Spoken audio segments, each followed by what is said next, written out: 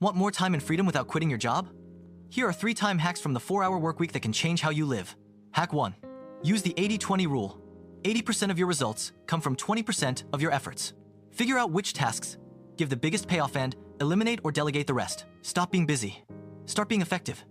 Focus on the 20% that drives 80% of your success. Hack 2. Automate everything you can. Tim Ferriss teaches. Automate tasks, emails, orders, anything repeatable. Use tools, systems, or virtual assistants to do the boring stuff so you can focus on growth or living.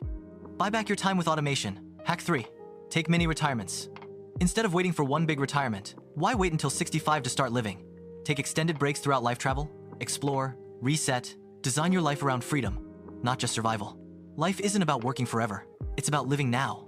The 4-Hour Workweek isn't a fantasy. It's a blueprint. Simplify. Automate. Live intentionally. Which hack hit you hardest? Like, save, and follow if you're ready to work less and live more.